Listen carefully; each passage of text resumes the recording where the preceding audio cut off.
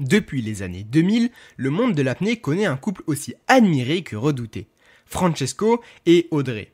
Lui est une légende cubaine, un homme qui a repoussé les records de profondeur encore et encore.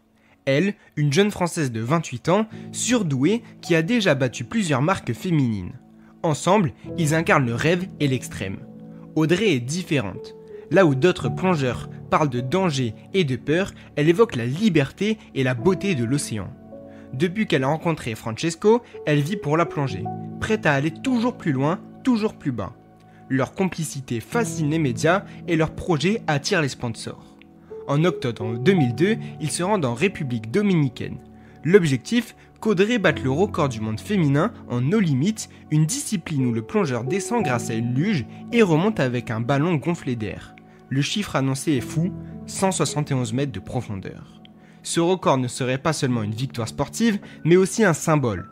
Audrey veut montrer qu'une femme peut atteindre les mêmes profondeurs que les hommes. Le monde de la plongée retient son souffle. Le 12 octobre 2002, sur une plage isolée, tout est en place. Les caméras, les journalistes, les spectateurs. C'est un événement attendu, annoncé comme un exploit historique. Audrey est souriante, mais concentrée. Elle sait qu'elle s'apprête à jouer sa vie.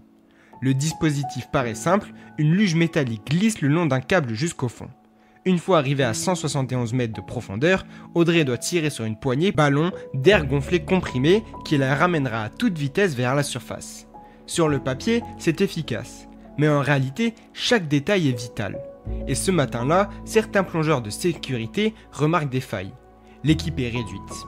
Le matériel semble bricolé. Le ballon n'a pas été correctement testé. Mais la pression médiatique est énorme. Personne n'ose annuler. Pimpin, son mari, est entraîneur, presse pour que la tentative ait lieu. Audrey, elle, enfile sa combinaison. Elle s'avance vers la mer, le silence tombe parmi les spectateurs. Elle prend une grande inspiration, s'installe sur la luge et se prépare à entrer dans l'histoire. La luge est lâchée. En quelques secondes, Audrey disparaît sous la surface. Le câble vibre légèrement, signe qu'elle file vers les profondeurs. Le chronomètre démarre. Sur le bateau, les spectateurs fixent l'eau, tendus, tandis que les plongeurs de sécurité suivent la descente pour leurs instruments. À mesure qu'elle descend, l'eau devient de plus en plus froide, de plus en plus sombre.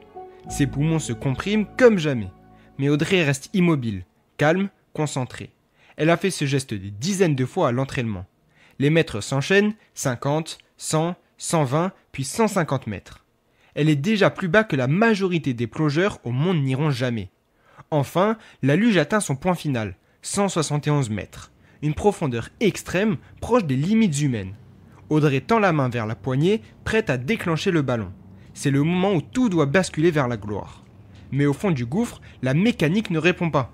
Audrey tire, une fois, deux fois, rien ne se passe. Le ballon reste immobile, figé. L'air comprimé, censé la ramener vers la surface, ne se libère pas. Elle insiste, secoue la poignée, mais le système est bloqué. Les secondes s'écoulent, son cœur réclame de l'air, ses poumons, déjà écrasés par la pression, brûlent. Elle essaye encore, mais c'est inutile.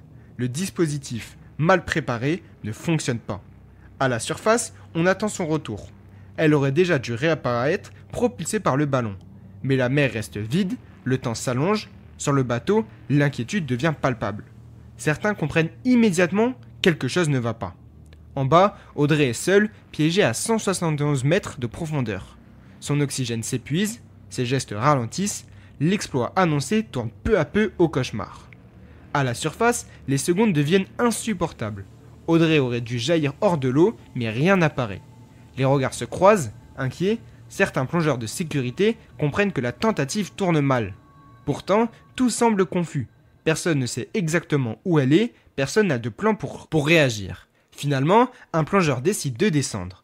Mais il sait qu'il ne pourra jamais atteindre les 171 mètres où Audrey est coincée.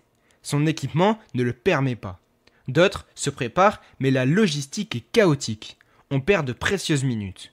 Pendant ce temps, au fond, Audrey lutte. Ses gestes deviennent plus lents, presque mécaniques. Elle sait qu'elle n'a plus d'air, que son corps ne tiendra plus longtemps. Ses yeux se ferment à moitié, son esprit vacille.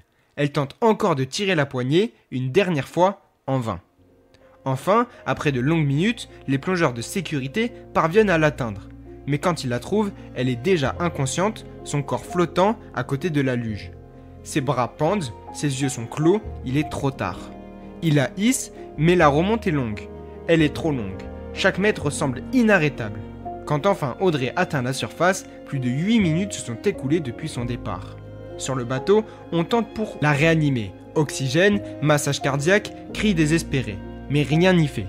Ce 12 octobre 2002, Audrey Mestre, l'une des plus grandes apnésistes de son temps, s'éteint devant les caméras.